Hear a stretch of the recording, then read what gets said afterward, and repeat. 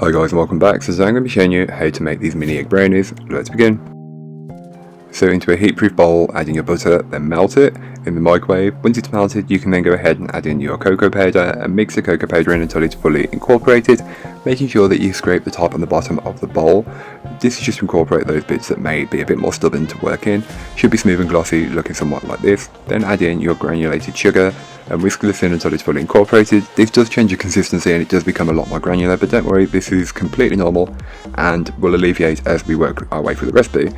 Then add in your eggs and vanilla extract and just whisk these in until they are fully incorporated. This will help make the mixture smoother and glossier again.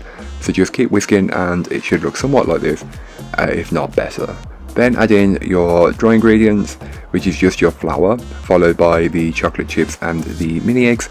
And fold these in until they are fully incorporated. It's much easier to fold at this stage as a mixer may not work with the mini eggs very well. So just fold these in until you have a clear brownie batter, and then you can always, in doing this, you'll give the bowl a scraping down so you don't need to do it.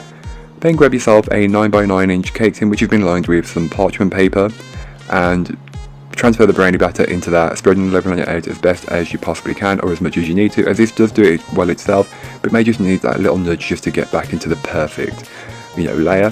Then you can go ahead and take some of this chocolate spread. I'm using the one from Asda, which was for Easter, and just warm a little bit up, about 80 grams, and place dollops on top of the brownie batter. And again, how many dollops you do is completely up to you. I went with 9, but feel free to do more or less, it's really up to you. Use a butter knife to then swirl this throughout the brownie batter and just make a pretty pattern. This is what I do. Once you're happy, you can then set it aside, because we'll be adding some mini eggs on top. I made a mistake and all my mini eggs sank into the brownie while there's baking, but feel free to add them in now anyway, or you can add them in while you're mixing in the other mini eggs earlier on. You can then go ahead and place them into your preheated oven and bake them off. All that information will be linked in the blog post, which you can find down below, so don't forget to check that out if you're interested. Once they're out of the oven, since my mini eggs sank, I decided to add more mini eggs on top. So these are mini egg brownies with additional mini eggs, because who doesn't love mini eggs, even if they do cost a small fortune here in the UK. Place them on top and just press them down gently into the brownie, as they won't go into it naturally. So just do that and then let them cool until they are fully cooled down. So I like to leave mine overnight.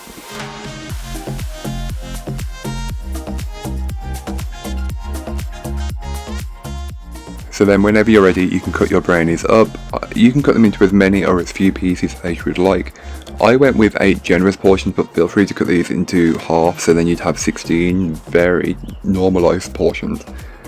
These are very rich and decadent, so perfect treat for Easter, and especially because you'll have all that excess chocolate lying around, because who doesn't buy too much chocolate at Easter? Isn't that just the norm? But here is what they look like. They are studded with chocolate chips and mini eggs. Who doesn't want this? It's perfect. It's a perfect treat for Easter, so don't forget to make these and share them with your friends and family this Easter. But that's all for today. I hope you enjoyed. If you did, don't forget to like, comment and subscribe for more from me, and I'll be back again soon with another recipe, so join me then. In the meanwhile, don't forget to check out the description. There'll be links to this recipe, a link to my blog, and links to all my social media. But that's all for today. I hope you enjoyed. Bye guys.